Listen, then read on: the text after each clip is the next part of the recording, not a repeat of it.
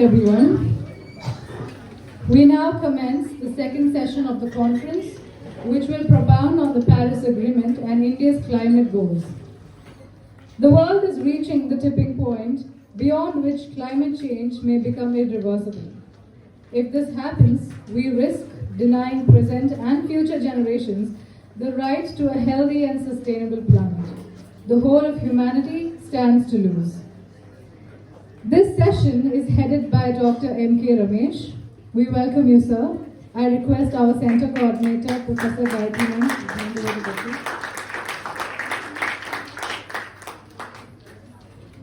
Dr. Ramesh holds a PhD from the Mysore University and had been a professor at the National Law School of India University, Bangalore. With a distinguished career spanning over 4 decades, he had been a Juris Professor at the HNLU Raipur and has been an advisor to Chancellor at the Vidya Shilpa University, Bangalore. He has also been a member, Board of Governors at BMS Law College, Bangalore, and his area of specialization includes international law, human rights law, environmental law, and natural resources management law. He has published over 60 research articles and 5 books and is the founder editor of the Indian Journal of Environmental Law. He had founded 3 centers of excellence in the National Law School of India University, namely the Center for Environmental Law, Education, Research and Advocacy, the Common Cells and the Environmental Law Clinic. He has been the institutional representative member for India in the International Environmental Law Academy, Ottawa, Canada. He has been a member, Human Ethics Center, Indian Institute of Science, and a member at the Stem Cell Research Ethics Committee. He is a senior Fulbright scholar and has been an expert law advisor at the Legislative House Committee on Lake Encroachments at the Government of Karnataka. He's been a law expert, a task group on evolving comprehensive water policy for Karnataka, and has been a member at the Law Expert Committee advising the MP State Biodiversity Board. He's also been a life member at the Institute for Social and Economic Change, Bangalore. It is an honor to have you amongst us, sir. The dice is yours. Good afternoon to all of you. After lunch, you're in a mood to listen to a lecture. That's very rare for students.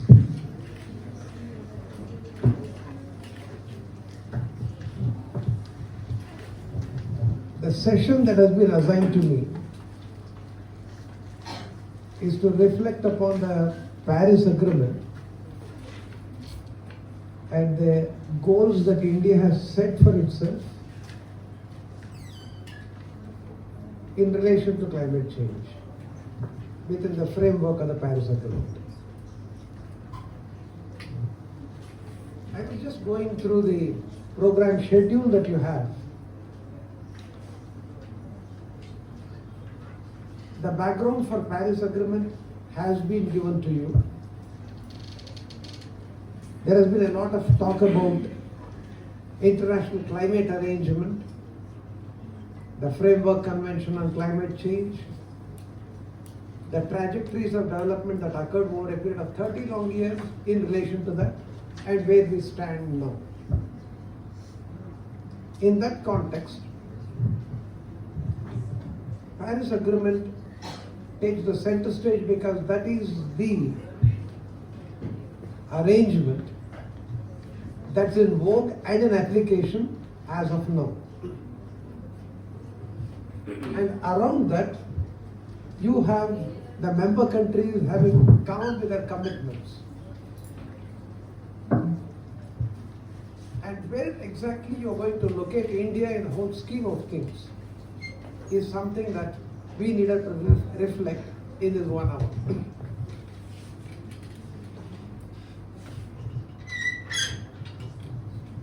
This is a subject I'm quite sure that each one of you would be able to relate to, and it's a very fascinating study for the simple reason that this is one subject which connects every aspect of human life,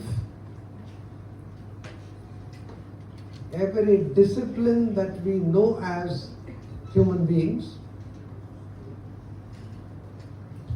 And we experience it every day. And you know very well that we are living through the hottest decade that humanity has experienced ever since it came on existence on Earth. And so climate change is something that we are experiencing. The cataclysmic effect of that is something that we have been, whether we like it or not, being subjected to.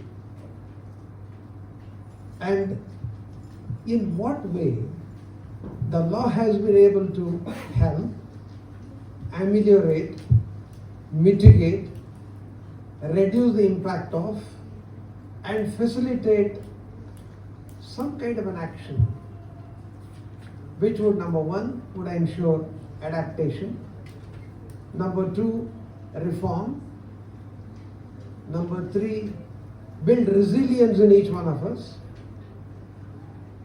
to tackle and deal with climate change, is the universe of the subject concerning climate change. And since morning, I'm quite sure scholar after scholar have spent a lot of time with you. And I'm very thankful to the organizers here, Professor Subramania in particular, for having assigned to me this task of presenting before you the Indian position with regard to climate change. Way back in 2015, when the Paris Agreement started, the deliberations in relation to that in Paris in November 2015, it was an atmosphere where all negotiations concerning climate commitments had almost come to a big zero. There was desperation because underdeveloped countries were continued to languish and the developed countries continue to show the same level of irresponsibility in relation to the commitment that they had made earlier. There was literally no meeting point. And between 2010 and 2015, over a period of time,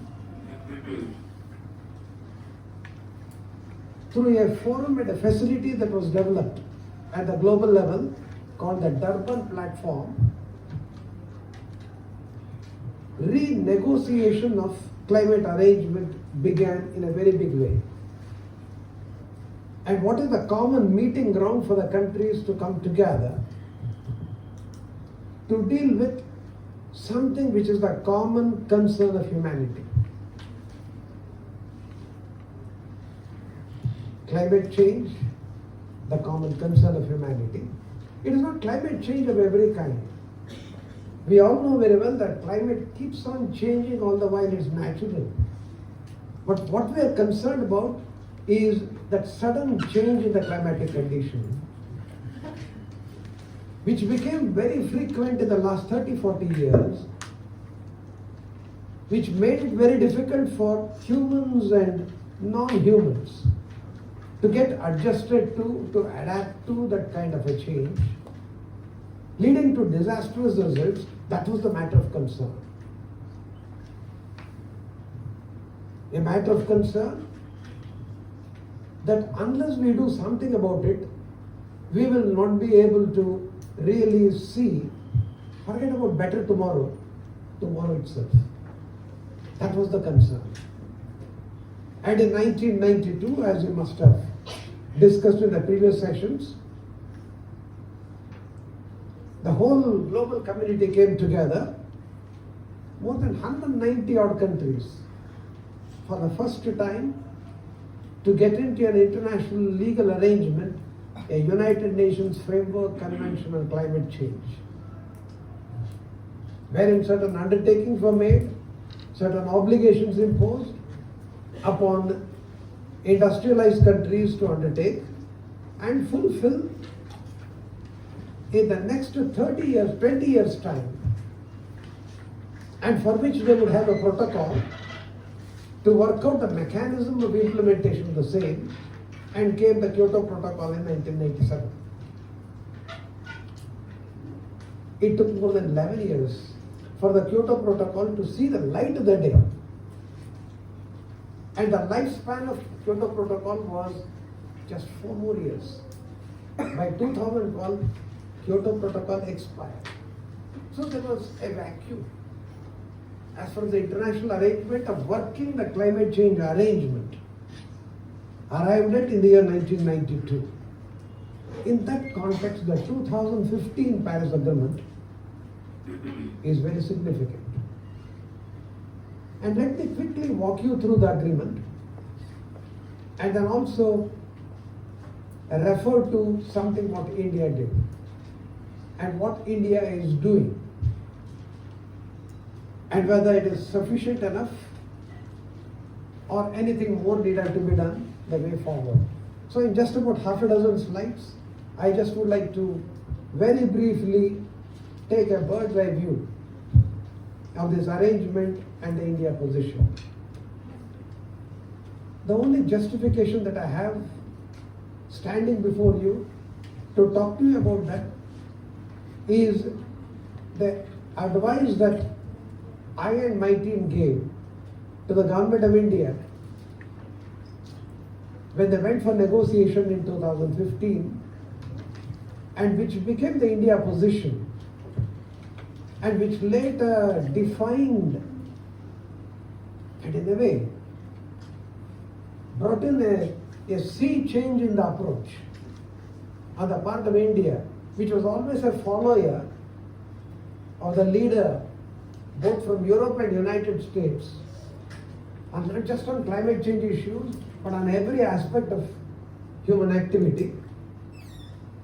Tables were turned, and here we are in the year 2024. Everyone is looking up to Indian leadership on climate issues. That's where exactly the position of India becomes important. What India does,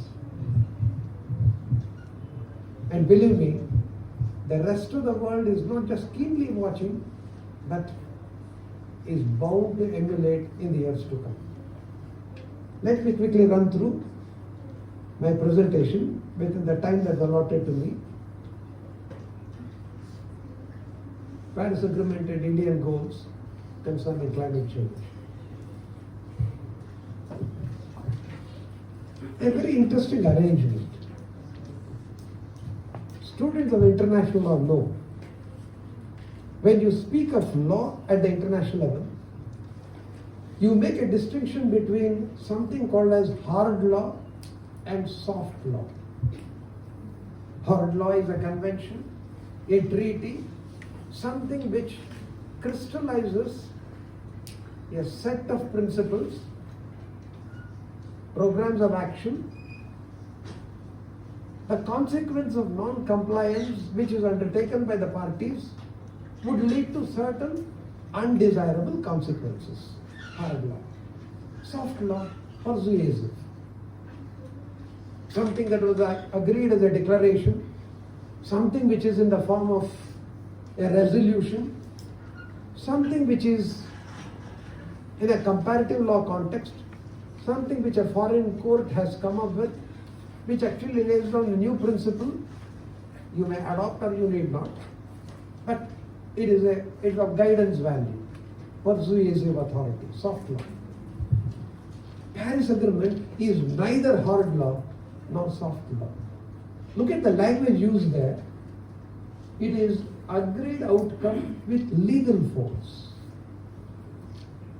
What kind of an animal that Paris Agreement is about? Agreed outcome with a legal force.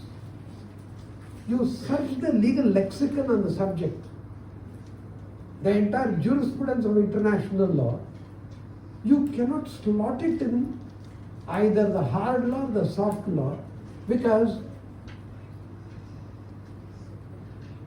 it's not law. It's an agreement. Okay? Of course, there cannot be anything that is subject to legal inquiry in international law unless and until the state parties have agreed to something. Is agreement not a contract?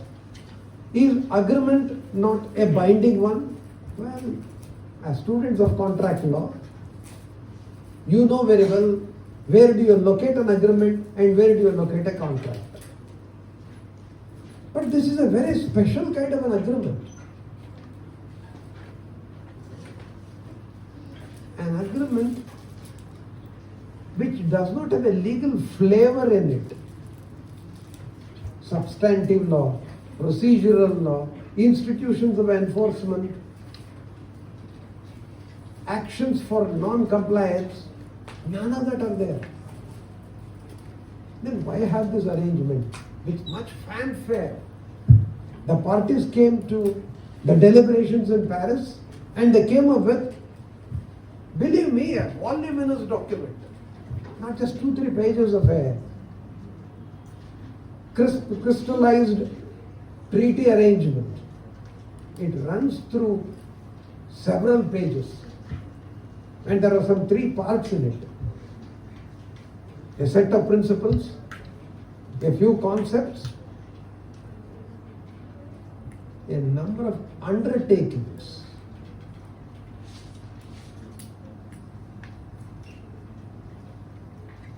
Not binding. Then what they are?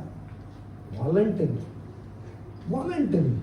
If it is voluntary, well, how do you enforce such a kind of a thing which is voluntary? If I feel like, I follow, I conform. If I don't feel like, I don't. Then why do you call it as an agreed outcome with legal force? A special category of an arrangement where they knew very well all these 190 odd countries which are together there, they felt that there cannot be anything that's going to bind us legally. In fact, that was exactly the reason why the entire negotiations broke down. Countries like India were isolated when we started questioning the West and developed countries as to why they are not conforming to certain obligations that they have undertaken and why they are not fulfilling whatever that they had promised in the Framework Convention and then the Kyoto Protocol. That came the response that you also needed to undertake obligations like us. It's a kind of a tussle between the leaders among the developing world and the developed world, refusing to take responsibilities and insisting similar responsibilities be taken by countries like India. I don't think you have come across any such kind of a drama in international negotiations as climate change arrangement presented. In fact, in one of the articles I had written some time back, I had said the climate change arrangement is just mere hot air, a drama of the absurd. A kind of an absurd drama because nobody was very serious about what they should do. But still they came together. They came to an agreement that whatever that we promise now, we will keep it. Have faith in us. That kind of an arrangement they got into. But one shaft of brightness that you see in the entire gloomy situation was that although this is just an agreed outcome, we anchor this arrangement to the Framework Convention on Climate Change, right? That is a peremptory norm of international law, one of the guiding stars concerning a particular development concerning climate change to really be fixated to. That subject to those norms that are laid down there, principles agreed to in the Framework Convention, we have come up with this kind of an arrangement. You work within the framework of UNFCCC and is anchored to equity. What did the Framework Convention say? It just laid down three primary requirements. Number one, a binding obligation on all the parties to work towards stabilization of the global climatic condition to that level slightly below 1990, because that is the ideal climate that the globe can tolerate for a good quality of life to subsist. This is what the states needed to work together. And this is a commitment made by every nation without any exception. Number two, to undertake responsibilities based on your capacity and your contribution to deterioration of the climatic condition.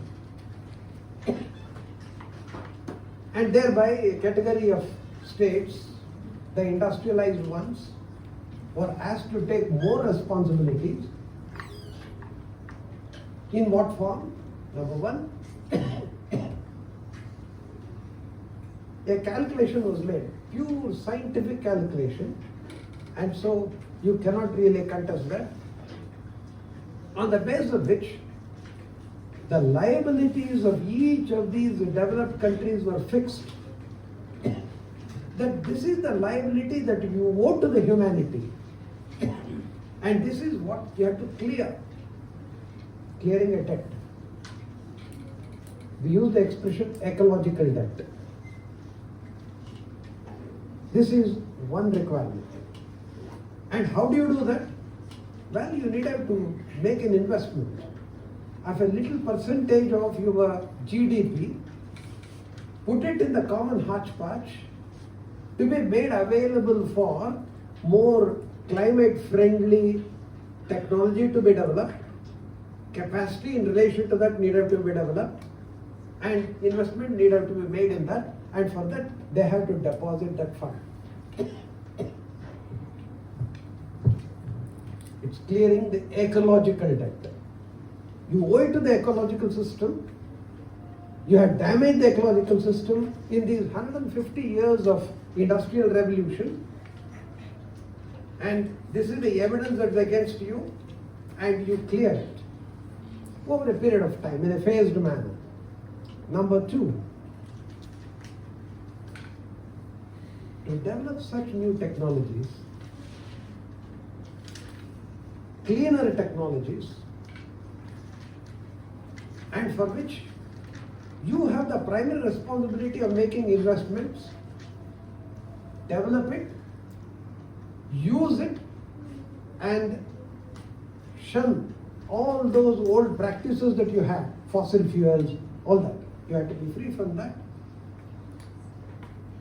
Not just you, but you also needed to help and develop the developing countries and less than developed countries to come on par with you, because it's a global common concern.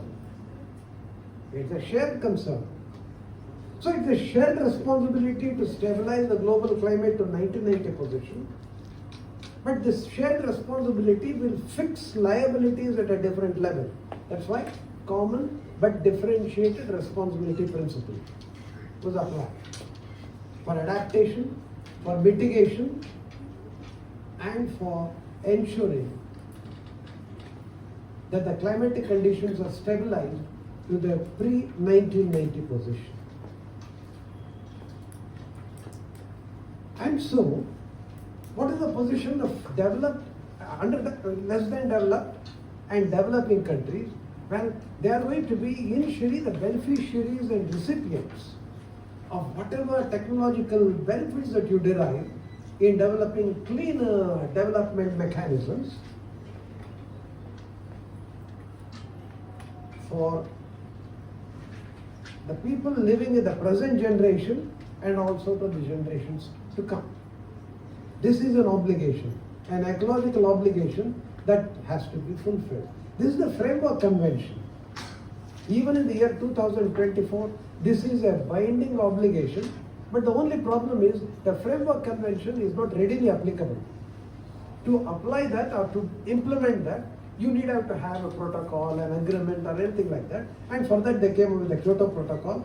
As I told you, it expired, and as a very diluted version, as a replacement and as a compromise formula, we come up with this Paris Agreement, which imbibes these values but tries to put that, as far as application is concerned, in a voluntary form and not in any binding form. That's why it is an agreed outcome with legal force. So everyone agreed to this in 2015, no binding obligation, voluntary, with provision for withdrawal. The Paris Agreement is one of those rarest of environmental arrangements where once you become a party to an agreement, you cannot take a step back. But this is the one which said that you can walk in and walk out till the year 2020. Amidst much fanfare, United States, which took the leadership in giving the lead to everyone, including in the Paris Agreement, it was the first one to walk out before 2020. No, we cannot fulfill these obligations. An escapist literally ran away from this arrangement even before 2020 deadline. Then what is it voluntarily undertaken? The main feature of this voluntary undertaking is that each country needed to set its own targets. Voluntary emission reductions. What you are capable of now, what you can do over a period of time, how much of responsibilities you may undertake, and this you have to submit within a particular period of time before the Paris Agreement comes into application. That's in 2015. They are called as voluntary emission reduction targets. They are described in the form of an acronym called as INDC. I have already explained that, elaborated that. Intended nationally determined contributions. So, including India, every country needed to submit to the Secretariat that this is what we are going to do now. 5 years hence, 10 years hence, 20 years hence, we set a deadline that within this time we will achieve that goal that we have set for ourselves together in a cumulative way. This is the requirement. And every country submitted it. But the unfortunate part of it is, in the Paris Agreement and even the subsequent development that occurred between 2015 to now, there was no international agreement for enforcement. How do you enforce it? It's a voluntary one. You cannot compel enforcement. Then, what's the point in having such an arrangement then? Well, everything is not done through sanctions of imposition of penalty or anything. There can be naming and shaming. I don't know what effect it will have. But still, that was the arrangement that was worked out. Because that was what all the countries were agreed to. Commitment of the developed countries, this is something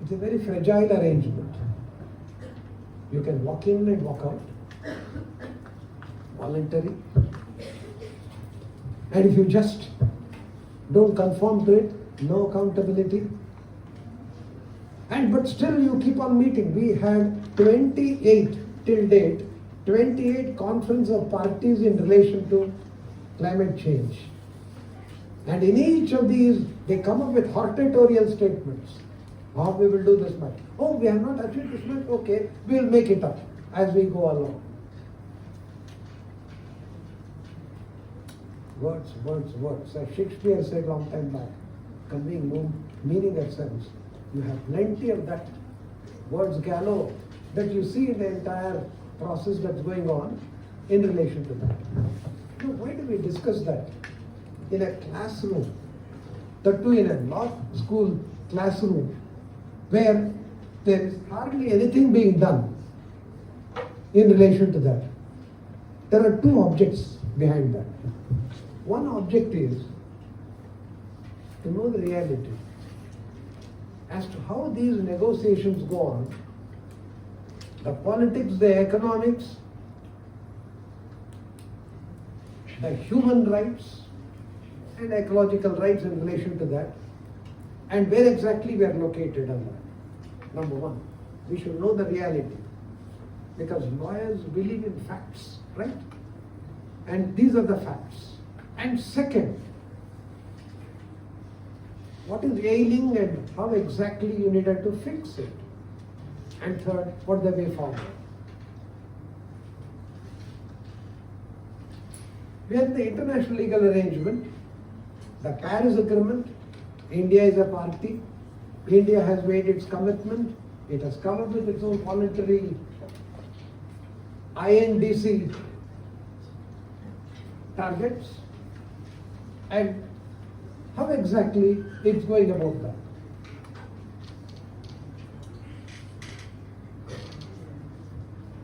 Let's just have a look at that.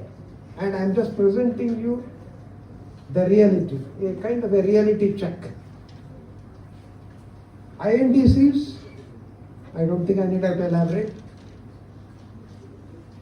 We have committed to decrease our emission intensity to a third of the 2005 position. By which time? By the year 2030. This is the promise we made. Where? Paris. Which year? 2015. I proudly declare that this is very much on track. Voluntary, but you are committing yourself to doing something. You have done it, you are on track. By 2030, you are bound to achieve that. Number one. Number two, increase total cumulative electricity generation from clean energy sources to 40% by 2030. Clean energy. 40% of it by clean energy by 2030. It is not just on track. India indeed has been a model for the rest of the world to emulate. Can I tell you something? In the very beginning, I had made a mention that all developing countries, including India, were mere followers of what was happening in Europe and what was happening in United States and blindly following it. The game has changed now. From 2015 onwards, we see a new light, and India is doing something which others are not doing. In 2015 Paris Agreement, I distinctly remember, and you must know, that alongside this Paris Agreement, India stitched up an alliance of 123 countries, a rainbow alliance of nations. In relation to what? Solar energy. This led to the creation of a new institution, a global institution headquartered in, for the first time, in international relations. Any United Nations related body, if at all you would like to look at the headquarters of that, it is either in Europe or in an African country. A couple of them in Northern Asian country. Never in South Asia. It happened with this arrangement. And it was located not just in any South Asian country, it happened in India. An international organization headquartered in India, that goes to the credit of India. The entire Solar Alliance and the international organization, it's in Gurgaon. We must feel proud about that. For the first time, United Nations organization getting set up in South Asia, engaged in a particular kind of an activity which is in clean energy focus, alternative renewable energy focus, so as to ensure that there is mitigation of climate change, attempted, put into steam in South Asia, here in India. Then India did another thing. Normally what you do a bit of a stock taking after a few years. Every 5 years, this voluntary target that you give, you have to review it, you take stock of it, and then see whether there is any shortcoming. You come up with a revised targets, right? That's what has been agreed in the Paris Agreement. You are given it in 1915, now 5 years hence, you can really rework it because it's voluntary. What India did, in 2022, India revised the target that it had set it up for itself for 2030. And the revision is an upward revision, not a lower target, but higher target it set for itself. Ambitious. In 2022, we committed that we reduce emission intensity not just 1/3, but by 45%. And what did we promise earlier? 40% from clean energy sources, the power generation. Now we promise 50%. By 2030 we are going to achieve it. This is what we promised. We updated it. Updation in an upward sense. Hardly done anywhere by any other country. India did it. We are not only on track in pushing this target, and India did another wonderful thing. You must really go through the negotiations that occur in recent times, and I draw your attention to the 25th and 26th Conference of Parties, in which India came up with a new coinage. LIFE, L small I, capital F, capital E. Mission Life. I will explain it a little later. The concept of life or lifestyle for environment, to foster sustainable lifestyles and consumptive patterns. India did that, and the rest of the world accepted it. Yes, this is the solution. What is that solution? Maybe if I have time, I will elaborate later. Otherwise, I will also briefly mention it toward the end. I call it as life as a real game changer in the entire global negotiations on climate change. Proud to say that India is the only G20 country. You know what is a G20 country? There are about 20 economies in the world, including India now, newly inducted, which have over 85% GDP of the world. That means they are economic powerhouse. The real economic power in the entire world is located in these 20 countries. And India is the only G20 country which not only made the promise, keeping the promise. And now India is the chairperson of the G20 countries. It has taken the chairmanship of that. Now, amidst the gloom, a silver lining.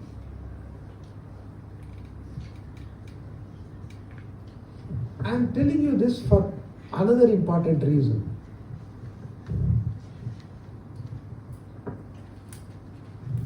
This is the age of information. There is a revolution in information dissemination, information transfer, with the help of this digital technology. Social media is at its zenith. And along with this kind of a revolution, there are so much of information that's made available, and you're not too sure how much is believable, how much is true, and how much is patently a lie. Very difficult. And even media houses have become following certain kinds of ideologies of groups. And so you cannot even really trust whether the information I receive is true or not. In the last 20 years, I'm only speaking about environmental and sustainable development aspects. I am no authority to speak about other areas, but this is one I have been tracking all the while. And I've written also on many of these. And nobody has contested whatever I said. So with that confidence I am coming to you and coming up with this assertion. There have been ratings done of nations. There are economic indicators. Some organizations are doing it day in and day out. On the environmental front also, there are certain ranking of nations being done. There is something called as the Environment Performance Index.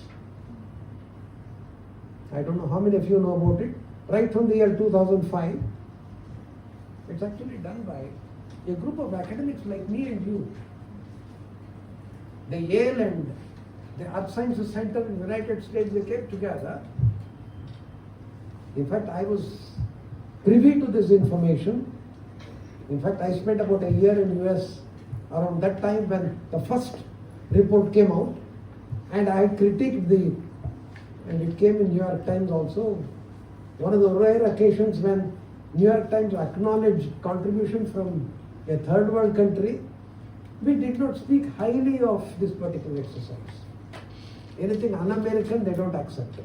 But this was one of those very rare occasions. And I can tell you with a degree of confidence that in the Environment Performance Index, it was earlier called as Environment Sustainability Index. They did ranking of countries, about 140 odd countries. And India was lowly ranked as 141 at that time. 2008, 125. India never came down below 100. India was declared as one of the laggards in environmental performance. Same is the case with regard to climate compliance. It's very easily done. If I had the time, I would have discussed with you, especially with some statistical data. But believe me when I say this, and you can check and verify later, statistics is one wonderful subject.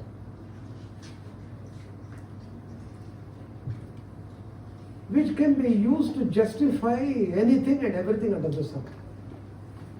That's why many a time I have conveyed this to statisticians also, so I don't really hesitate in telling you an off-quoted, quotable quote. There are three kinds of lies in the world: statistics, Statistics. Statistics.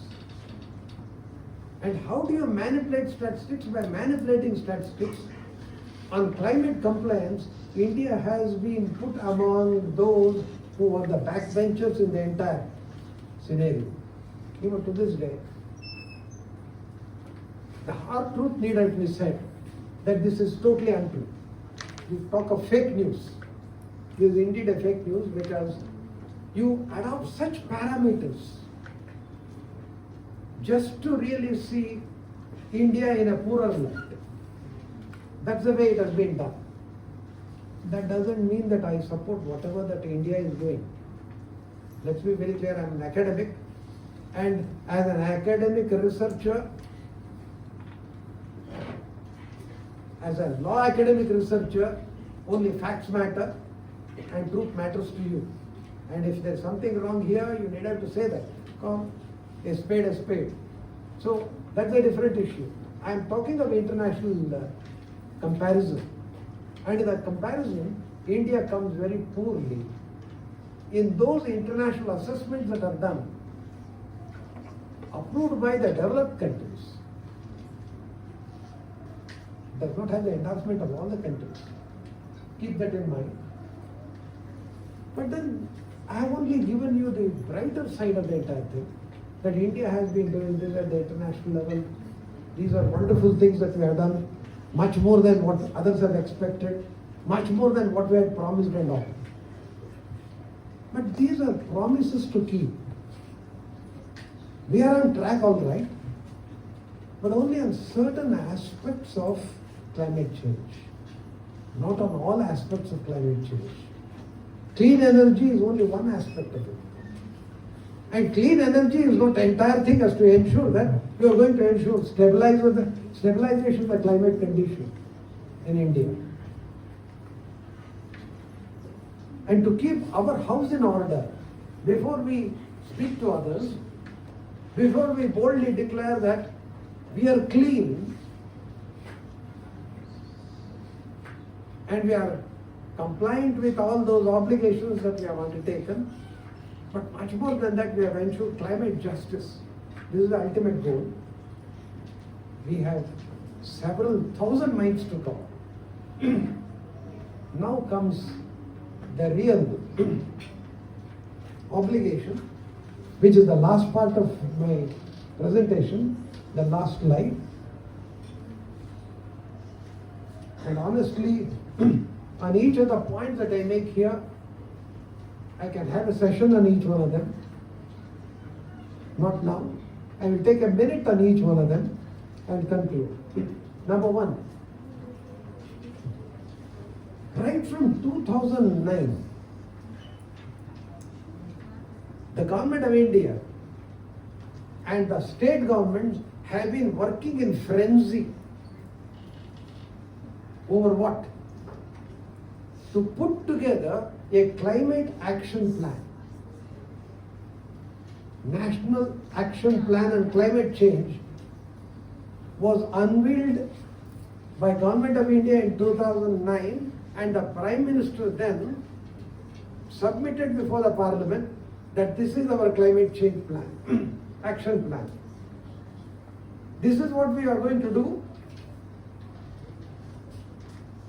And since this is a national vision, in 1 year time, all the states would come up with their respective action plans and we will put it into application. Came there 2010, 11, 12, 13, 14, 15. Half a dozen years passed. No single state came up with its action plan. National plan is fine. But you have to put to work where? At the ground. Think globally, act locally, right? When you think of environment. Local, nothing. Nothing. Promises are made within India, hardly kept. And it's only now by 2024, 15 years after we came with a National Action Plan, We have the state action plans from all the states, most of the states in India. So to prepare a plan, we took 15 years. But that's not everything. Plan is only aspiration. Plan is only the stages of course of action. But actioning, we need to get into action. I will tell you two things before I conclude on that point. One is, we have to put these action plans into actioning and also ensure the goals we have set, we are going to reach them. No point in just putting it to action, we are doing it and we are in the course of it, like a social welfare legislation. Progressively we realize we cannot. You have to realize you have to have goalposts and you have to achieve it within a particular period of time. There has to be an accountability and there has to be fixation of liability. Each department, each wing of the government needed to be active. This is something must to do here and now. The second point that I want to tell you is, not all action plans are good, including my own state, Karnataka. I have been going through that all the while. I was a reviewer of that, and I also given some suggestions to them with a promise by them that they will look to it and work on that. They are not perfect, but at least do something. You have promised this, at least put that into action. This is the first requirement. To be a leader, the nuts and bolts within your machinery needed to be tightened. The machinery may look beautiful, but if it doesn't have all the parts intact and in working condition, empty promise. Just like all those developed countries which have been making promise and not doing anything, we will be in the same slot as they are. And if you want to be a leader, and if you really care for your environment and the climate, concern that you say that you have, much more than others have, you needed to set your house in order in the first primary requirement. The second, this is something I am very critical about, and believe me that I have been a student of environmental law for well over 32 years. In 1992, when the course on environmental law was started in India, in a law school setting, as luck would have it, I became the first teacher of environmental law in India, in a law school setting. And since then I have been doing that all the while. And I can tell you for sure, having done a review of it, both within India and in a comparative context, the kind of laws that we make, we are not very serious in implementing them, because this is one whole lot of laws that are made in relation to different aspects of environment, be it forest, wildlife, pollution control, waste management, environment impact assessment, you name it. On each of these sectors, laws are made in no time. More than 250 laws exist in relation to each of these. Right from 1974 to present day. Water Act came in 1974. Water Prevention and Control of Pollution Act, 1974. In this 50 years, we have celebrated 50 years of pollution control laws in India. But if we just look at our record, our performance, whatever that has been prescribed in the law, there's hardly anything comparable to what is there in existence now. Number one. Number two, this is one host of law which has been amended so many times that you start wondering whether we are very serious about making law at all. Because law making is a very serious process, we know. It has to go through such a kind of a lengthy rigmarole deliberation, consultation, decision making, and then drafting, bringing into application, institution creation, enforcement, etc., etc. But this is one body of law. I will just give you one example. We made the Environmental Impact Assessment Law in the year 1996. Between 1996 to 2006, in 10 years' time, this law got amended more than 25 times. What does amendment convey? Amendment conveys number of things. One important thing is there's something wrong with this law, we had to change. And so we make a change. Number two, you amend because you're not too sure that the rigor that was there in the law is something that is doable, enforceable, impose penalties the way that we have prescribed. So we will dilute a bit. So amendments also lead to dilution. Not my words. Supreme Court has said that a number of times. And this was in relation to Coastal Regulation Zone law. A law was made within a week, amendment came. Within a week an amendment came to that law. And the court said, what nonsense you are doing. You're coming up with a law to change it in a week's time just because you had some pressure from some quarters. This is something that is deplorable. The more amendment that we have come up with, the more dilution of law has occurred, less than satisfactory enforcement. This is the second major task that we have. Roll back on all those amendments and review them.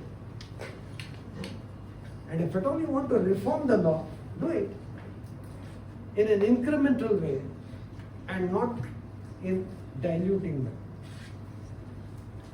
Because the environment and climate common concern without an exception. Third, lay down a clear set of non-negotiable guidelines and processes for accessing, realizing, and securing equity for both the environment and to those vulnerable sections of society who suffer the worst of this injustice, the real victims of climate change. Climate change, the adverse impact of it, if at all anybody experiences the most and who least deserve to suffer, are the vulnerable sections of society. Any dispute? Nothing has been done as to how do you really redress, first of all address, and then redress the grievances of these communities. We have not set in motion the process, we have not set in the guideline to access justice. We talk of climate justice. For climate justice, we need to have a roadmap. We hardly have a roadmap, and this is a clarion call for the legal fraternity here. The academics like me and you, the researchers like me and you, the students like me and you. And what has the legal fraternity done in helping evolving that kind of a set of guideline to access, to secure? We talk of legal aid to the poor, right? This is legal aid. How do you extend that? Nothing is available. And whatever that's being done by independent, spirited people, they have done some work. They have done fantastic work on that. But these needed to be eliminated and brought into application, mainstream. Hardly done. So a huge agenda is there before us to really talk about climate justice. Unless we do this, it's all empty talk. And finally, what I and you can do as ordinary citizens and individuals, and that's where I come to the mission life. Act as a catalyst, motivator, and facilitator for ensuring the commoner to reclaim the lost ground, his rightful status as the environmental steward through mission life. Environmental steward. Yes, I and you are environmental stewards. Who said that? The Constitution of India says that. Where do you find that? Please refer to Article 51, capital A, clause G. Fundamental duties. What does it say? Conservation, protection, maintenance, management, improvement of the quality of environment, a fundamental duty of every citizen of India. We talk of right to environment as a derivative right to life under Article 21. But we don't know the duty part. So how do you really operationalize that? Mission Life is one leading light in that regard. That's the last line I would say and conclude. What is Mission Life? Consumer choices and preferences. Talking about environment, especially on World Environment Day on 5th June, we have become past masters in that art. For photo opportunity, for optics. Every 5th of June we have these kinds of celebrations done. Either we have a bird watching expedition or running for environment or running away from environment kind of a thing happening every year. But this is Mission Life. Lifestyle for environment. Make such consumer choices which are environment friendly. Simple statement, but with profound significance. If you believe in consumer as the king, and he makes a demand that I use these kinds of products, and you the producer, you the manufacturer, you the seller have to supply that to me. No force enough. No powerhouse, no businessman can challenge you or come in the way because he has to be in the business and he has to cater to my demand. Can we have that kind of a choice? Why did this came in relation to the Paris Agreement in a conference of parties by India? Life. For the simple reason that we have not been able to really, as governments, the world over, including the most powerful of nations, to bring to knee these corporate giants, to understand their responsibility, take up obligations, and ensure that their actions are more environment friendly. So you are turning the tables now, turning towards the consumer. That is ultimately you, the community, who should actually lead this revolution, kind of a social movement, a consumer movement where you make that choice. You make that choice and set the rules of the game for the businessman, for the trader, for the entrepreneur to make available to you that which you have demanded, for which there is no compromise. Well, these are the things that I just have on the table for you. I have taken almost 58 minutes to reflect upon the Paris Agreement, the Indian commitments, the goals set, what it has done at the international level, what it have to do at the national level, and what I and you need have to do. Let me stop here and thank you for your time.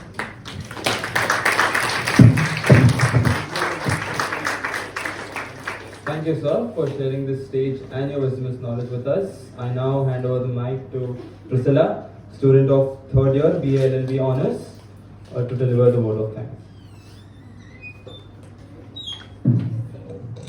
Good afternoon to all. I deem it to be a privilege to deliver this vote of thanks for such an enlightening session we had on the Paris Agreement and India's climate goals.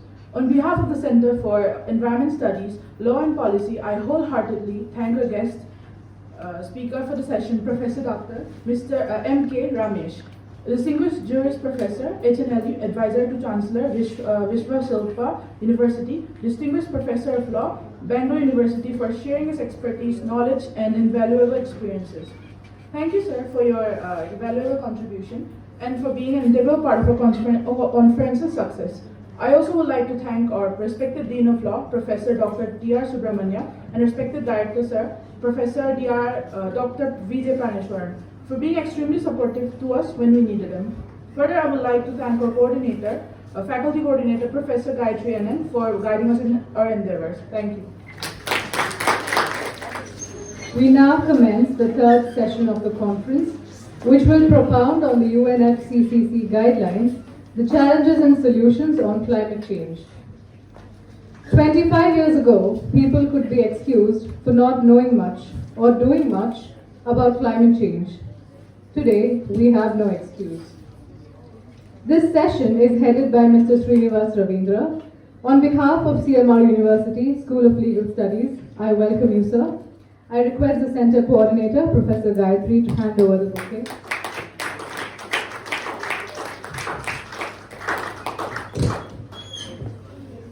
Dr. Srinivas is an environmentalist and an entrepreneur.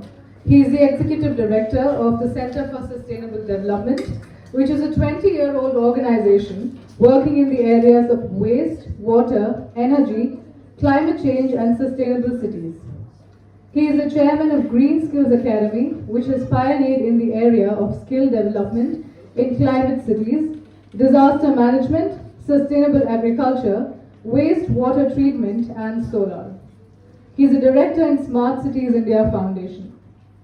With a vast experience of 23 years, Dr. Srinivas has worked in different positions, including that of a senior environmental specialist with the World Bank. He has worked in the Ozone Division, Ministry of Environment and Forests, Government of India, and is involved in the implementation of the Montreal Protocol, and then as a national technical consultant and auditor with the UNDP on various environmental projects. Dr. Srinivas has vast experience in the field of clean technology and cleaner production, and has worked with the Cleaner Production Center in the state and center. Under his leadership, the CSD produced the first Karnataka Climate Action Plan for the Ministry of Environment in 2012 and the Environment Report Card of Bangalore City. He is also the founder of EcoChoice Naturals Private Limited, which works on sustainable agriculture and organic food in the B2B segment. He has been working closely with organic farmers and has developed the Raika Sahayak model of market access for farmers using artificial intelligence technology. He was invited to present his work at the International Knowledge Conference of the HRD Ministry in 2022 and the International Millet Conference in 2023. His educational background in environmental science with a post-graduation and a doctorate in environmental law from the prestigious National Law School of India, Bangalore, and he also holds a master's degree in MBA. He belongs to the first batch of students to be trained in environmental economics at the Indian Institute of Management, Calcutta, and in sustainable production and the consumption in Germany.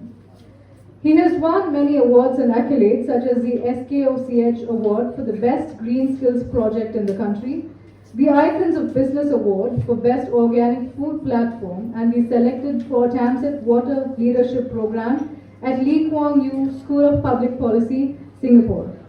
He has co-authored the book on urban environmental governance in India and published by the prestigious Springer Publications USA, and has been selected for publication in the Indian Knowledge Systems Journal under the HRD Ministry. We are honored to have you amongst us, sir. The dice is yours.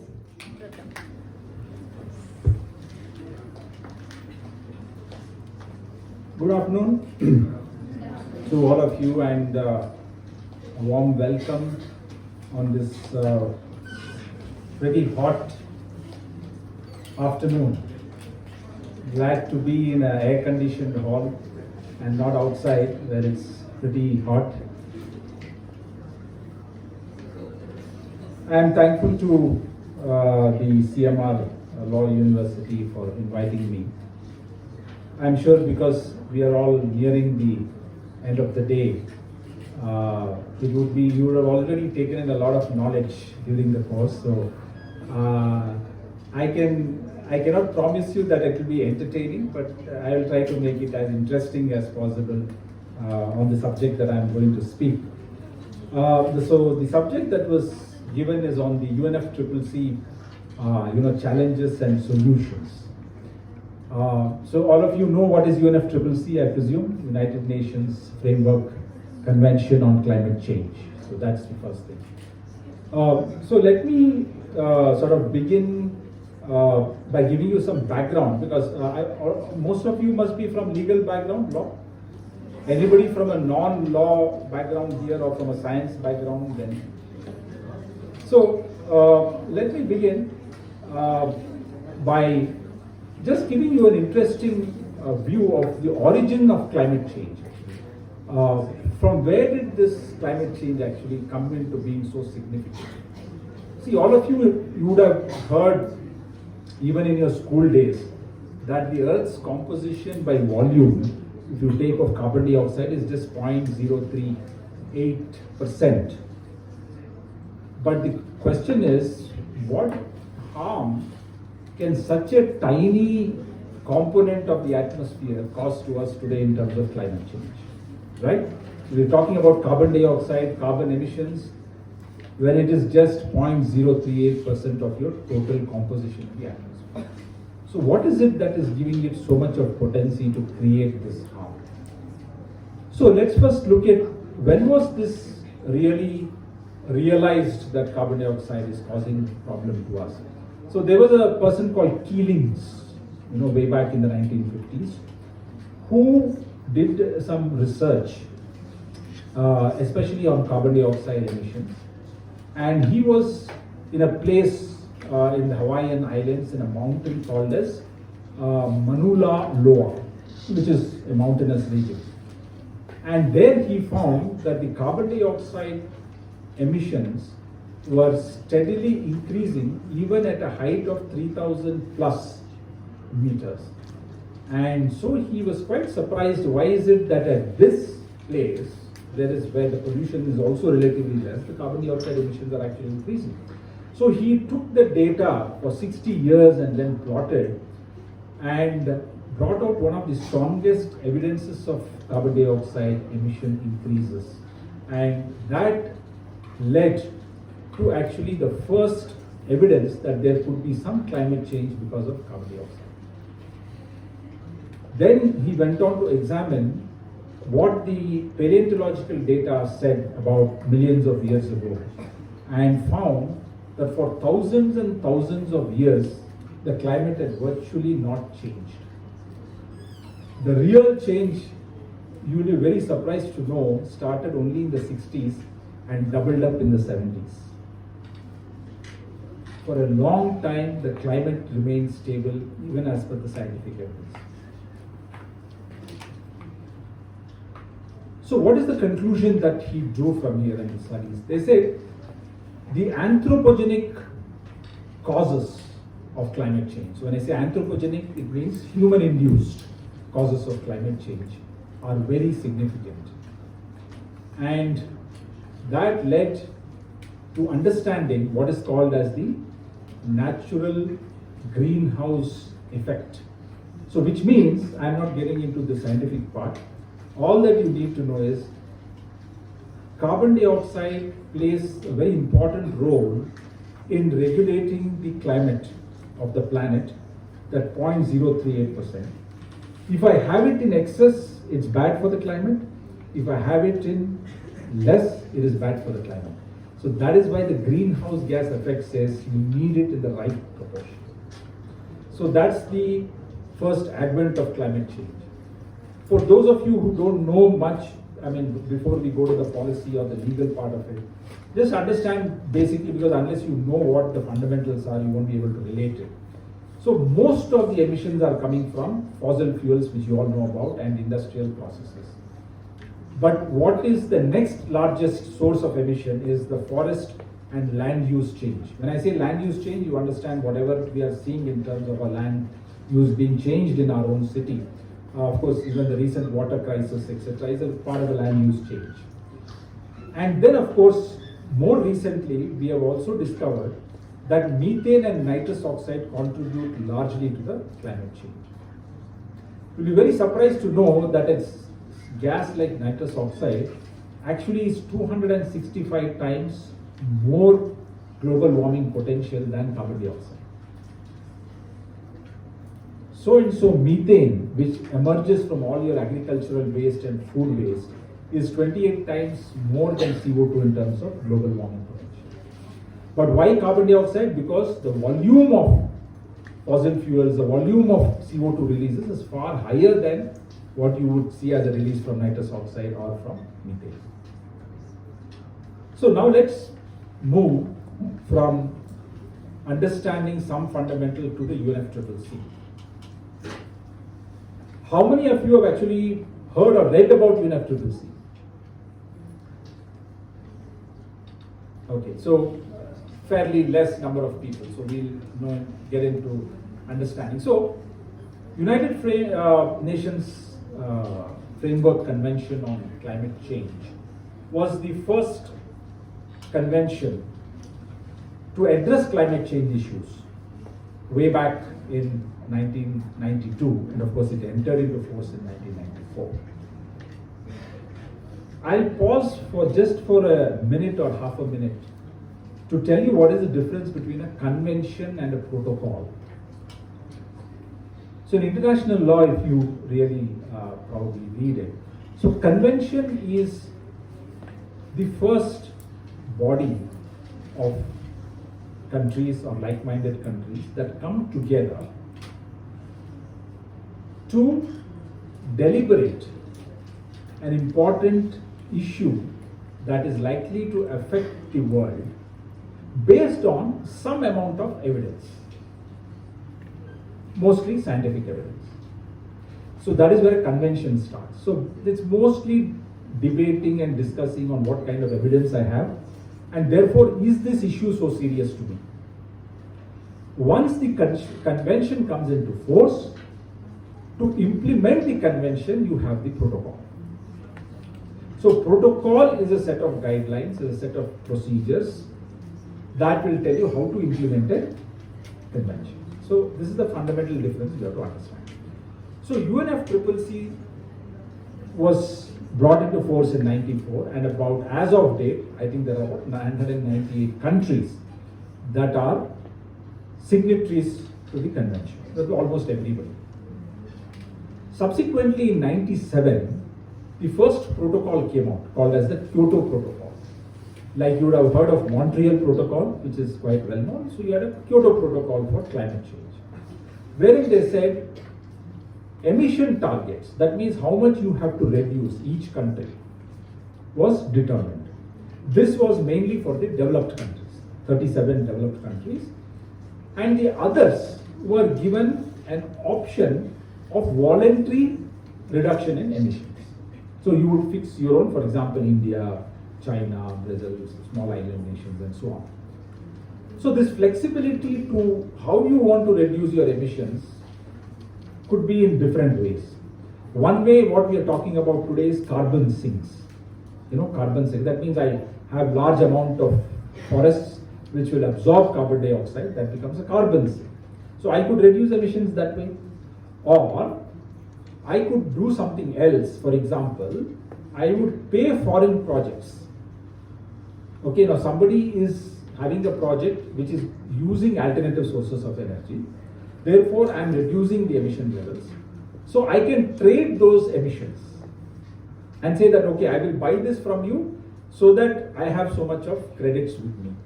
That is how the emergence of emission trading, carbon trading, clean development mechanism, so on started. Okay, if you would have heard of these terms. So this is mechanisms in which I can reduce my emission levels. So all this happened with the Kyoto Protocol in 97. So it was a big landmark of how to reduce emissions. Okay. The next significant conference that took place in the Conference of Parties was the Durban Conference in 2011, where it extended the Kyoto Protocol from 2013 to 2020 because they found that this was significant. India was a large beneficiary of the Clean Development Mechanism, the Joint Implementation Mechanism as well, and the foreign countries. So, but what was the flip side of the whole thing? The flip side of the whole thing was that developed countries can still continue to emit by purchasing credits, whereas developing countries like us would be giving them the credits because of the projects that we are having. So we are getting more clean, but the developed countries can still continue to be polluting. So this was a controversy that emerged because of the options given to reduce their emissions. Now the Durban conference also called for the full implementation of the convention because there was a lot of gap between intention and action. So they said it's high time you close this gap between intention and action. Okay? So, and at that time still we were looking at a reduction up to 2 degrees centigrade in the atmosphere temperature. Okay? Now, moving from there to 2015 came the Paris Agreement. All of you would have heard of this Conference of Parties 21, maybe Dr. Ramesh spoke about it also.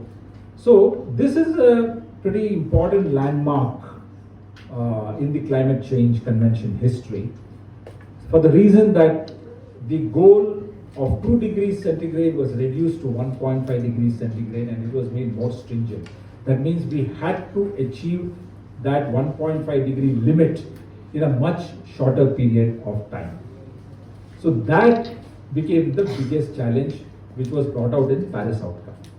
Now in the Paris Agreement, there are just a couple of points that came in.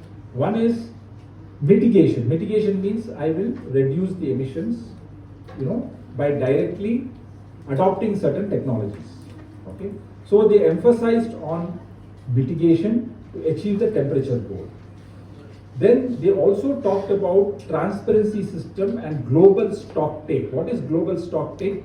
Global stock take means I will assess as of now what is the total amount of emissions that have been reduced, what is the contribution of each country. So this is called global stock take.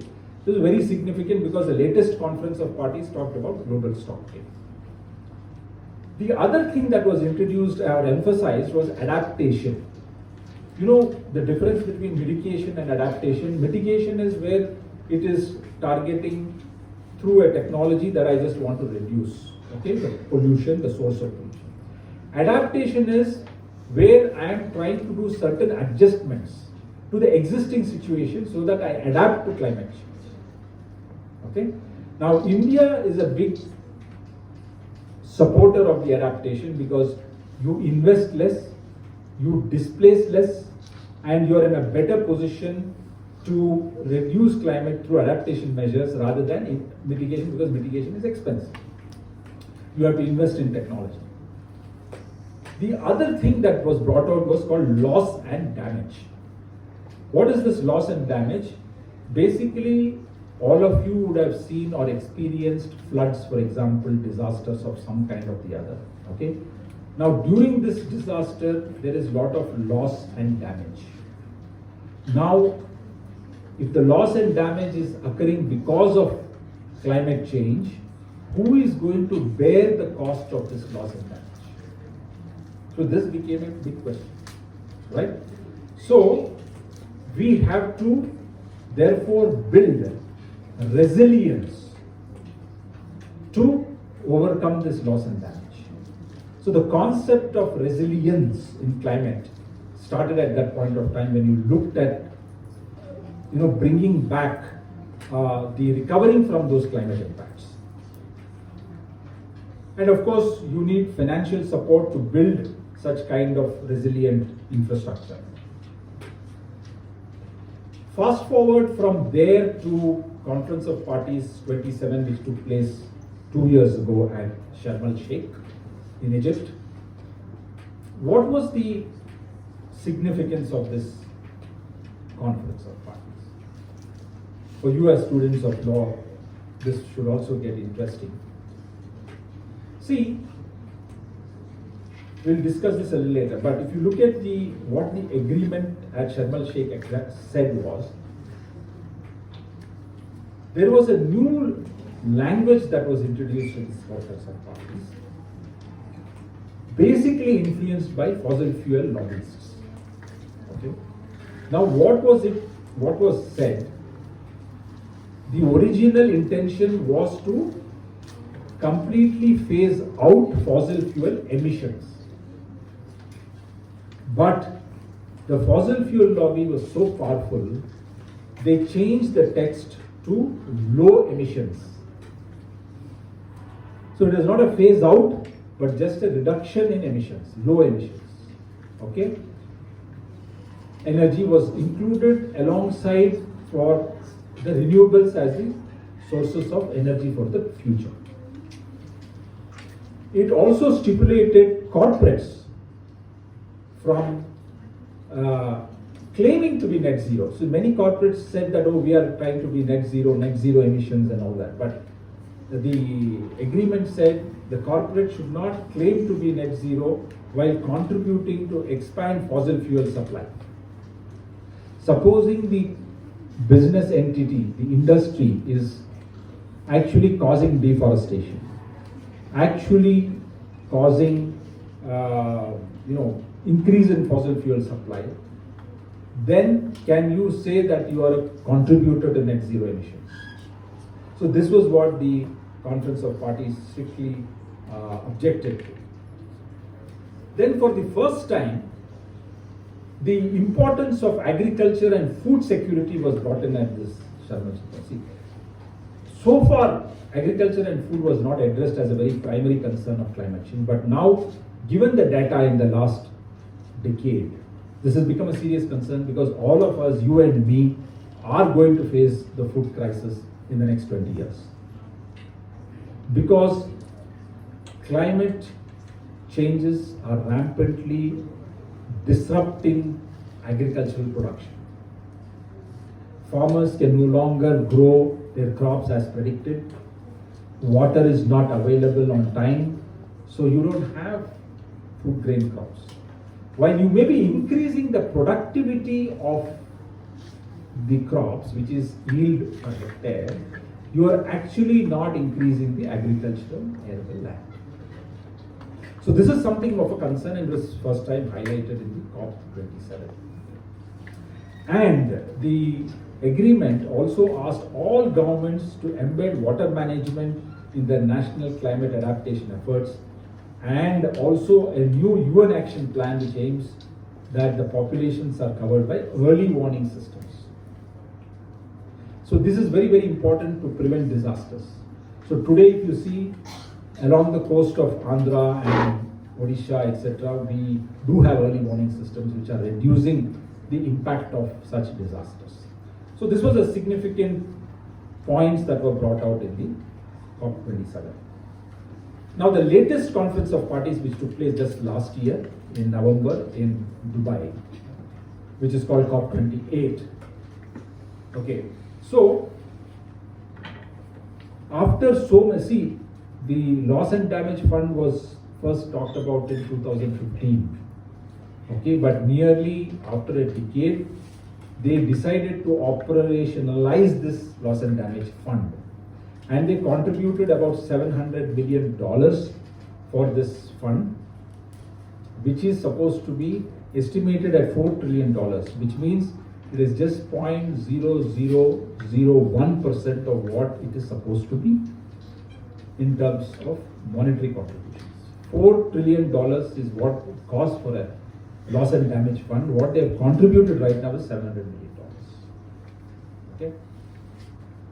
Again, there was a talk of the urgency to do away with fossil fuels. So they replaced the word low emissions with transitioning away from fossil fuel in energy systems in a just, orderly and equitable manner. So note the words just and equitable. So which means you are transitioning away but the transition should happen in a just an equitable manner. So you see how the language has changed. So you are bringing in the concept of climate justice in this wordings. Also, COP28 for the first time highlighted the importance of health issues, especially after the pandemic. You see, all of us in this room were in some way or the other affected by the pandemic. Maybe personally, maybe our immediate family members, but definitely we were affected. Now, why the pandemic came, one of the most plausible reasons given is the zootonic diseases. Zootonic diseases are ones which are caused because of certain viruses that come due to lack of proper habitation emerging from animals. So, if bat was the source of the virus that actually caused the pandemic, the bats did not have adequate habitat to survive. So they moved closer to the human population, and possibly the virus from there could have caused this. So this is what we call zootonic diseases, which are on the uprise. Okay? So for the first time, COP28 took up this issue of health and said climate must focus on health impacts. Then it also mobilized about $18 billion, which was the highest so far for climate finance pledges. But still, if you look at adaptation funding, financing, there is a gap of $600 billion, which is actually required by 2050. So we are far, far, far away from what the actual requirements in terms of climate financing are there. And for the first time, the Conference of Parties formally acknowledged that the climate crisis cannot be solved without halting and reversing the degradation of our natural ecosystems. So far we are just talking about energy, okay, but now the focus is equally going to restoring our ecosystems. Because if you don't restore ecosystems, the crisis can only get worse.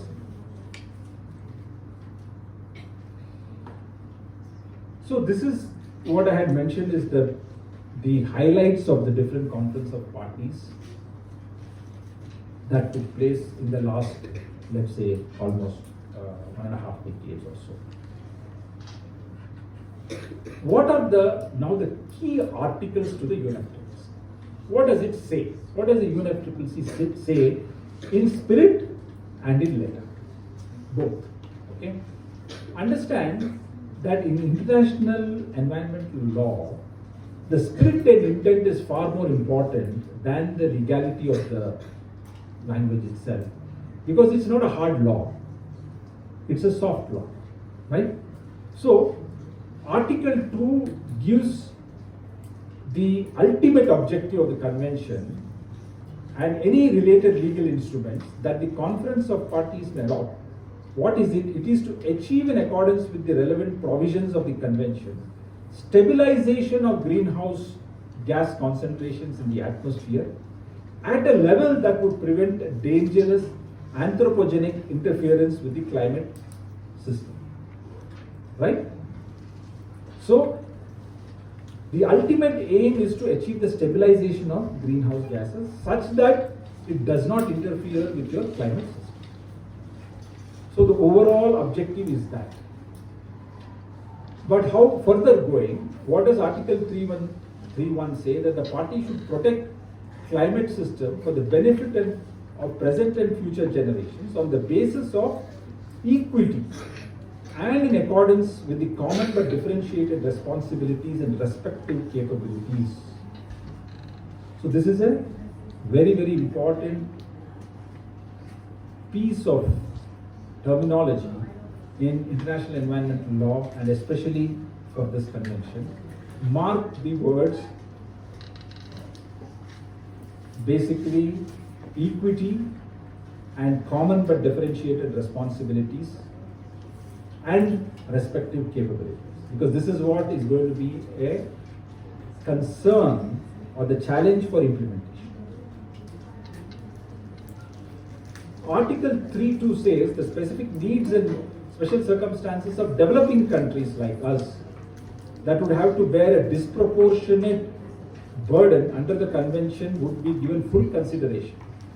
Means that people like us who are not actually emitted but should bear the burden of it should be given more consideration than those who have already caused such emissions. Okay? Now, in this Article 3.3, there is something called as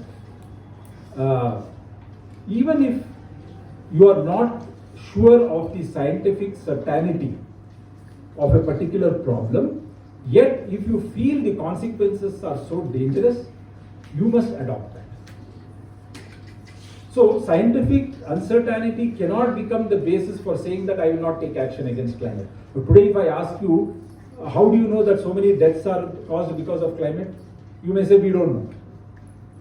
Is there scientific evidence that these people are dying only because of climate? You don't know. But we know with reasonable confidence of scientific certainty that climate impacts are causing these issues. So therefore, the principle here is that scientific uncertainty should not become a reason for you to not follow the convention, right?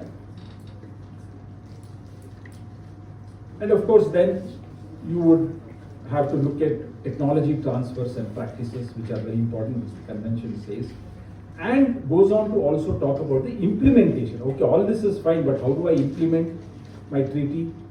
How does it translate into reality, into action? This is very important. So what are the key issues now? Let's come down to the key issues that are actually relevant to our UNFCCC. See, there has been considerable progress. We cannot say that everything was bad and nothing has happened. There has been considerable progress. And if you look at the progress, it is in terms of we have identified issues on which decisions have to be taken. We have established a formal relationship with the scientific community. We know a lot of IPCC, that is the International Panel on Climate Change, which deals with scientific evidence. There is a good amount of scientific evidence now. And establishing targets and timetables for emission reduction. All this has been very well structured and put. So there is no doubt that a lot of work has been done. But where are we failing, or where are we lacking, or where are we going slow? So the first thing is negotiations. See, negotiations have not been proceeding as quickly enough to reduce the global emissions as we thought it should proceed, because these negotiations are taking place only between state actors, where there has been continuous disagreement on the principles of the very basis of the convention. So India doesn't agree with USA, or USA doesn't agree with China. So the whole lot of negotiations are failing almost every conference of parties, because it is just taking place between the state actors and there is no agreement on the principles of the negotiation itself. Now, there is the point of difference here between the countries is not about the scientific evidence or the science. Everybody agrees that climate change is there, climate change is going to create havoc, and your lives will be, that is very well known. But where is the contention coming is, when you take the legal principles, of the convention, then the issues are coming in terms of how do you determine the solution. For example, those determining who should take action, what kind of action, who will share the burden, these are the things on which we are failing to come to a proper understanding in the negotiations. So, in that context, I think Dr. Ramesh perhaps would have spoken of the CBDR, what is called Common but Differentiated Responsibility. Now, if you look at the Common but Differentiated Responsibility principles of justice, see, that are contributed to climate change problems, and those who have greater capabilities to deal with it are ascribed greater responsibility to reduce the emissions and assist others in their own mitigation and adaptation measures. So what means, while we agree that all of us have a common responsibility, but those who have emitted, those who have caused this problem should have a greater responsibility or differentiated responsibility as compared to those who haven't. So this is where the contention is coming. Now the developed countries are not agreeing to this principle, though it is very much embedded in the original convention articles. The developed countries are not agreeing to it because the challenge here is like this. So this principle has been challenged on 4 counts, what you need to know. One is, it says that the territorial variation per capita approaches for different standards ignore transboundary harm. Means, see, ultimately if a small country is emitting something and there is a transboundary pollution that is happening elsewhere, so can you say that, okay, this country need not take the responsibility? So there could be geographical variations. Okay? So that is the first challenge to the common but differentiated responsibility. The second is that you cannot have static attributors of responsibility because the situations of countries are changing. What India was 30 years ago is not what India is today. So when the countries are progressing economically, environmentally, socially, how is it that you are taking the same static attributors 30 years ago and applying it now? That is the second contention. Third is that if large economies like China and India, Brazil are allowed to grow, the effectiveness of mitigation policy elsewhere will be reduced. So we are growing, so we are also emitting more. So, but if you are not taking proper mitigation measures, the effectiveness of mitigation measures elsewhere will also be hampered. The fourth one is measures that favor weak states are problematic because the very weakness of such states inhibits the effective implementation of their responsibilities. So for example, you take so many African countries, the least developed countries, their inherent weakness itself is inhibiting them from implementing the protocol or the convention. So this CBDR principle is today being questioned on these lines. I am not saying whether this is right or this is wrong, but as students of law, you have to think.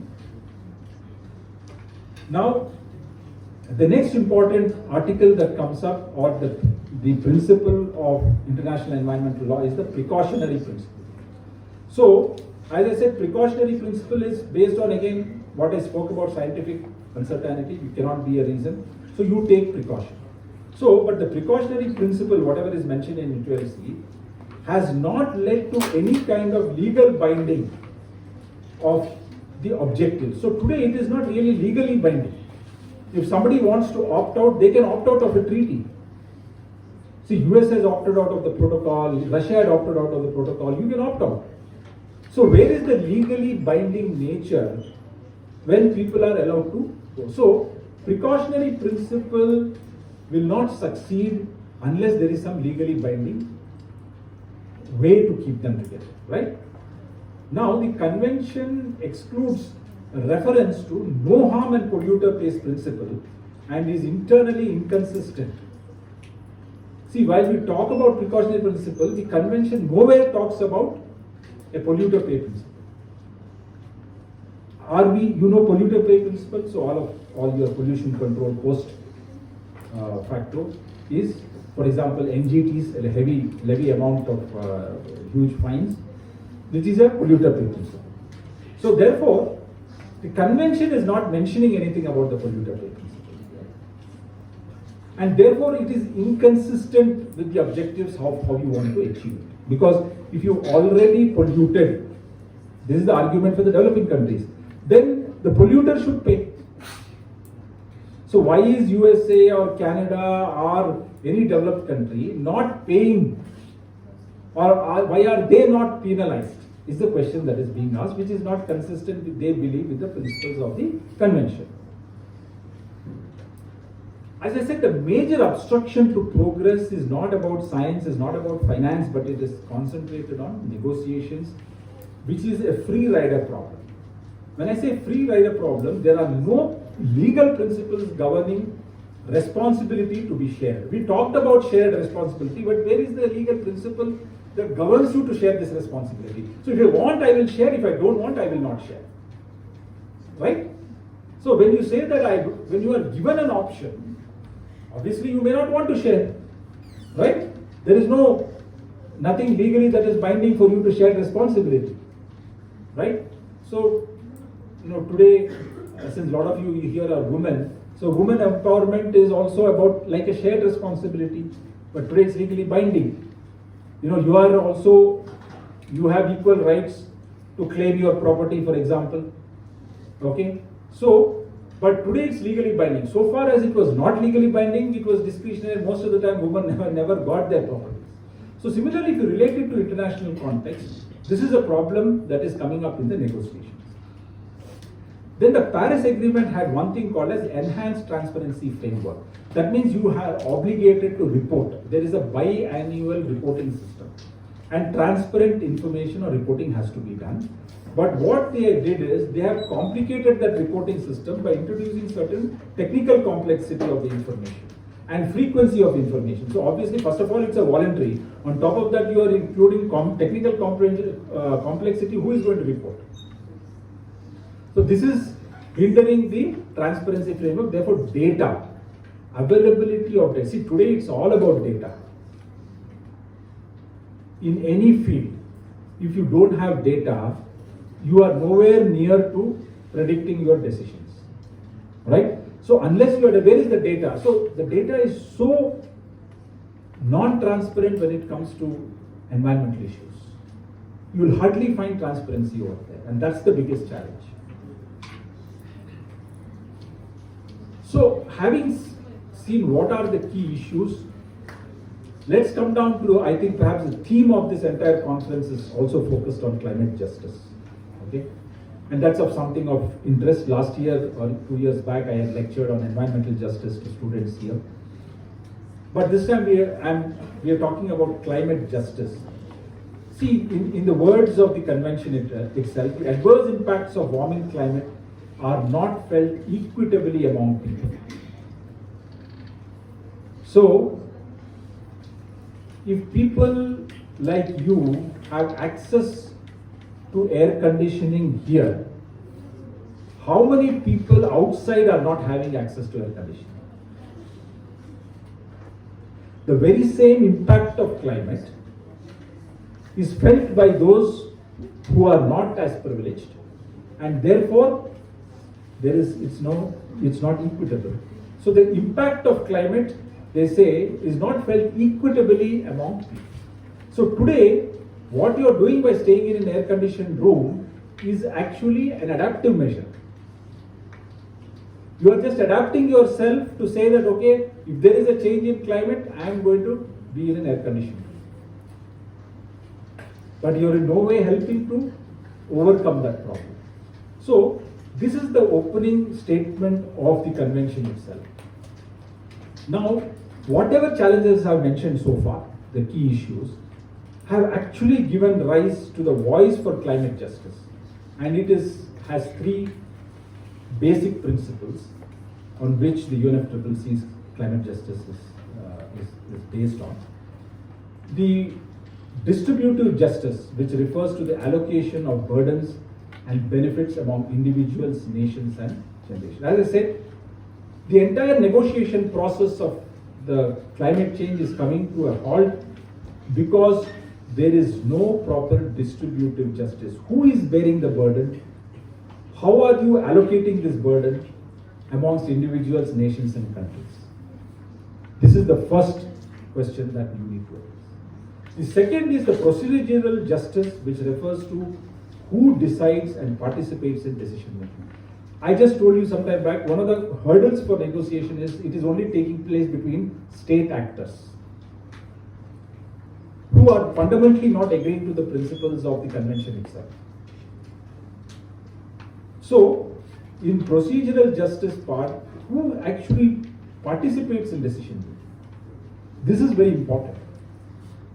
Many of the non-state actors are not a part of the decision making. So this is the second question that comes up when it comes to climate justice. Third is recognition, which entails basic respect and robust engagement with and fair consideration of diverse cultures and perspectives. So are we actually recognizing this diversity? Are we actually trying to understand how to engage in equity, the burden sharing or the distribution of resources? First of all, to recognize that as an issue itself forms a part of your climate justice. So these three fundamental principles is what climate justice speaks about. It involves taking concrete actions to protect the poor from the impact of climate change. So we all know the first responders, the first people to be impacted are the poor. If a disaster happens along the coastal areas, if floods are happening in cities, who is impacted? It is only the vulnerable sections of societies because you are right near that place, geographical locations. You are in low-lying areas where you have floods coming into your homes. Tenements and slums are wiped out. So the first responders to climate disaster are the poor and the vulnerable sections. So what kind of action should we take for that? So remember when I spoke about the COP28 outcomes, we told you they were talking about transitioning away from fossil fuel in an equitable and just manner. For the first time they introduced this word, equitable and just, because they have recognized that the vulnerable sections of society are being impacted. So therefore, in the climate assessments, there is something called as vulnerability assessment, based on which they will propose the adaptation measures. So that is an important part of the convention, and all countries are supposed to do vulnerability assessments. Based on vulnerability assessment itself, you determine the loss and damage fund, which I talked to you about. So it is not just about making sure that transition to a low carbon economy is fair and equitable, but also about ensuring that the most vulnerable communities are not left behind. So this is the sum and substance of climate justice. So what is happening now as a matter of measures to combat this climate justice? So the most recent action, which is very visible, is what is called just transition. If you have heard, if you have been following the climate convention or the climate change, they have now come up with what is called just transition. What is just transition? It is a framework that ensures no one is left behind during the transition. So this is not just about transitioning to a low carbon economy, but you take all sections of society while you are transitioning, and that is called just transition. So today, the just transition principles are reflected in 38% of our nationally determined contributions, what are called NDCs. Every country has to report what is their nationally determined contributions. This is binding on all parties. So 38% of them are now actually incorporated this just transition principles. So one of the examples of just transition is green jobs revolution that is happening. Okay? There are many examples. I'm just touching because I have been associated with this green job. So green jobs revolution is what? We are creating jobs in the sectors related to environment, climate change or sustainable development. And we are providing jobs to people to this sector so that the skills developed can be used for actually achieving the goals of climate change and sustainable development. The best example that we have worked with is wastewater treatment operators. All of you may be aware there are wastewater treatment plants and sewage treatment plants. there are hardly any trained operators to look after. If you have been living in apartments and places, you will know about it. So today, the green jobs is providing skills to these operators and maintenance people so that they can actually maintain the wastewater treatment plants, ensure that wastewater is collected and also used for the secondary and tertiary purposes. So this kind of a green job revolution is a part of just transition. So it is not about just transitioning, you are also providing the vulnerable and economically weaker sections, empowering them with skills and jobs. So that is what just transition is about. So just transition also just doesn't advance climate action, but please remember it also helps to meet the sustainable development goals, especially for poverty, clean energy, decent work. If you have been familiar with SDG goals, this is going to help meet the SDG goals as well. Having said this, what are the challenges actually to climate justice? See, so far, traditionally, from the environmental justice point of view, we have been talking about access to resources. Okay? We have been saying that vulnerable or poorer sections don't have access to resources. But with climate justice, the new demand is the disproportionate spreading and sharing of harms or risks. So one of the biggest things that climate justice is talking about today is the risk burden. Who bears the risk? Because, as I said, climate impact is associated with risk. Now, how is this risk being shared between the vulnerable and the not so vulnerable? So, the demand for climate justice is not just about access to resources, but it is also moving towards how you are spreading and sharing the risks and harms. The question is, what is to be distributed cannot be seen in separation from what is to be sustained. If I am talking about sustaining the planet through distribution of resources, you have to be very clear what is to be distributed has to be related to what is to be sustained. The next aspect of climate justice, which is key and emerging now, is the concern for natural capital. So when I talk about natural capital, I'm talking about ecosystems, I'm talking about forests, I'm talking about water bodies. All these are part of our natural capital. How can or should these critically scarce resources be understood from a justice perspective? See, it's easy to say you distribute the resources, but when it comes to scarce resources, can I distribute them equitably? That is the challenge. So as legal minds, you have to think. When we talk about distributed justice, where is it originating from? What are we distributing? How scarce are those resources? This is a challenge.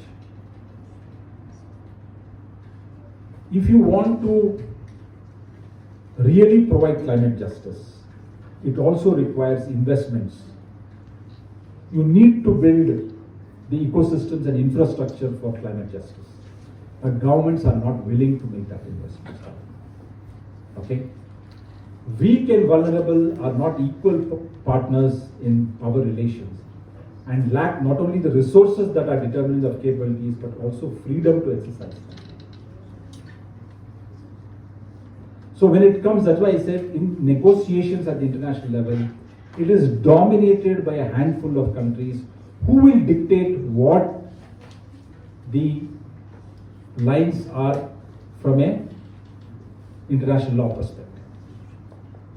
As I said, from phasing out to phasing down to transitioning away, these are dictated largely by the more powerful nations. So the ability to negotiate by the more vulnerable nations, by the more least developed nations is very, very less. So there is hardly a level playing field in the convention itself. Although it talks about equity and just transitioning, the actual level playing field is very less, and that's where we have problems. Having said this, it's not very, very easy to implement environmental law. Because if you know our country itself, we follow a dualist theory for implementation, where domestic and international law are treated separately. You cannot, if we sign a treaty, it doesn't mean it becomes a law tomorrow. You have to pass through the usual procedures of legislation. So, implementing the multilateral environmental treaties is governed not just by a law, but it is also governed by economic factors and social factors. Because most of our environmental treaties are based around not just legal principles, right? So climate, we don't have a climate law right now, but we have so many policies and programs that are indirectly implementing the intent of the Kyoto Protocol or the convention, right? So those could be economic or social factors. So let me give you one case example of in our own country, okay, about the implementation of climate law. Or, as I said, we don't have any climate law, but we have an Electricity Act which has provisions for renewable energy. Okay. Now these provisions were brought in post Kyoto Protocol and the climate convention. We decided that we will have to have some sort of a law that will help promote the renewable energies. So what is it? Every state has a renewable purchase obligation.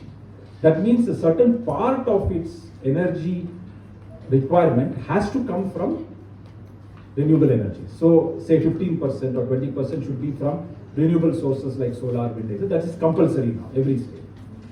Now what happened here is, in the Hindustan Zinc versus the Rajasthan Electricity Regulatory Commission's case. See, the Energy Act, Electricity Act and the tariff policy and all that, and the National Exploratory Act also, they have envisaged a promotion of captive generation of electricity. That means, what is captive generation? I can produce energy and I can use it for my purpose. Okay, supposing you have this campus, you produce energy here, you take that energy and use it. You have nothing to do with the electricity that is coming from the grid. So this is what we call captive generation, and this is possible with renewable energy sources as per the law. And what it says is, the licenses are not there, the distribution agents, they don't require any license under this act.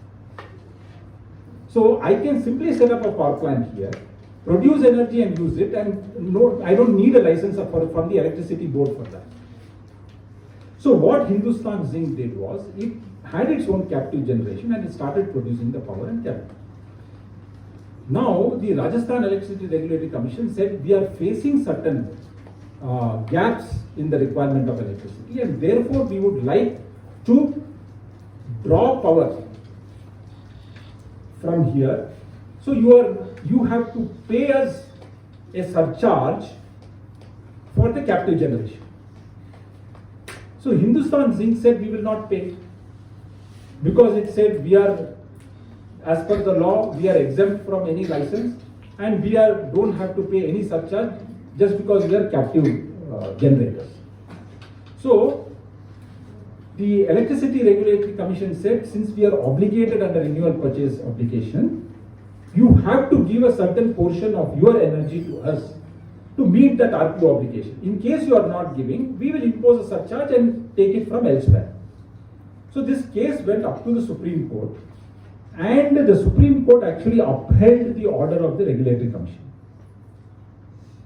So what it said was interesting, though legally if you see that they may not require the license and they cannot be imposed with the surcharge. The Supreme Court said the objective of all energy laws is to promote electricity generation from renewable sources as against polluting sources. The RERC, that is the Rajasthan Electricity Commission, has been empowered under that Electricity Act to formulate regulations to promote renewable energy. Okay. Now, therefore, the surcharge imposed on Hindustan Zinc Limited is not a tax, but a penalty to achieve the objective of the renewable purchase obligation. So, it said the mere fact that no license is required for a captive power plant does not imply that it can't be subjected to regulatory jurisdiction. So it interpreted it with the larger objective of the renewable energy, which flows down from your convention. So you see how domestic law can be interpreted taking from what the convention's original intent and principles are. So, of course, there is one more. How much time do we have? I don't know who's we can finish. Yeah. So, let me just get into the last maybe 2-3 slides on the solutions. So, when we are talking about negotiations in law, today they talk about value creating rather than value claiming. Okay, so these are very important when we are negotiating at the convention. What is the value that we create in this for other countries, for us? It's not just about claiming the credits over there. Then, of course, where India has scored a point right now is that we have reframed the negotiation strategies to reflect our constructive desire for the problem solving and also offering something to the developed countries. So if you see in today's regime, we are not just asking the countries to give money. Rather, we are ourselves being able to produce, for example, solar production, so much of it happens in India. Carbon sequestration, we have taken up the green mission in India. All these things are positive steps in which India is showing we have gone beyond our targets. So this is an age where we need to reframe our strategies. And of course, the possibility of just cogence is so important because we want to see whether the legally binding principles can be brought in to make it binding for certain parts of the convention. Also, the emphasis on aligning the private sector's goals, the business goals with climate goals is another issue that is coming up. But the European Union has introduced one very wonderful act called as the Net Zero Industry Act very recently, in which it has, for the first time, it has brought out 2-3 important things. So apart from improving the conditions for investments, etc., the act requires public authorities to consider sustainability and resilience criteria in public procurement auctions. So any government auctions that you are doing, they need to introduce the sustainability and resilience criteria, which we don't have right now. Okay. And the third is, it has also called for a skilled workforce in supporting the production of the net zero emissions. So because the belief is unless you have a skilled workforce, we cannot implement or make this measures. So similarly in economic and technology also, we have tariff, non-tariff barriers which are matters of concern to us. And if you look at the financial sort of losses that we undergo today from climate change disasters, it is huge. So what they are advocating to all investments is 2% of your initial project costs, you must put it for preventing climate disasters or sustainable development. This will prevent almost 25 to 30% of losses at a later stage when you are actually implementing the projects. So similarly, you have city plans, policies and actions for city developments, and the shared and differentiated responsibilities which we have spoken of in the past. And so this is where we are looking at how technology and finance can reach the wider section of. So we talked about affordable technologies, not just clean technologies, but also affordable technologies which even the not so privileged people can use to overcome these things. Right. So this is just a quote on which I would like to end. It's from our Rig Veda, which says the earth is like the father, the sky like the mother, and space like the child. Together like a family, they are the universe. If any one of them is harmed, the universe will be thrown out of balance. So this was recognized many centuries ago, and we are still recalling it today. So therefore, friends, the takeaway is that while we have the convention, We have looked at the legal and the non-legal dimensions of it, but I think ultimately it is about how we are able to transition in a very just and equitable manner that will help so that you don't leave out those who are vulnerable from the effects of climate change, but bring them as a part of our journey towards better climate. Thank you. Thank you, sir. We have now come to the end of the session. Good afternoon, everyone. It's indeed my privilege to deliver this vote of thanks on behalf of CMI University School of Legal Studies and Center for Environment Studies, Law and Policy. We extend our heartfelt gratitude to Dr. R. Srinivasa, co-founder and CEO at EcoChoice Natural Private Limited, and Executive Director, Center for Sustainable Development, Bangalore, Karnataka. Sir, your insightful address on the topic of UNFCCC guidelines, challenges and solutions on climate change has truly enriched our understanding and inspired us to strive for a sustainable future. We would also like to express our heartfelt gratitude to our Dean, School of Legal Studies, Professor Dr. D.R. Subramania, and also our Director, Professor V.J. Praneshwaran, for their unwavering support and also guidance in organizing this significant event. A special word of thanks for our center coordinator, Professor Gayatri, for her planning and coordination, which actually ensured a smooth execution of this conference. Lastly, thanking all the participants for your cooperation and making this conference a resounding success. Together, let us continue to advocate for climate justice and work towards a more sustainable and equitable world. Thank you.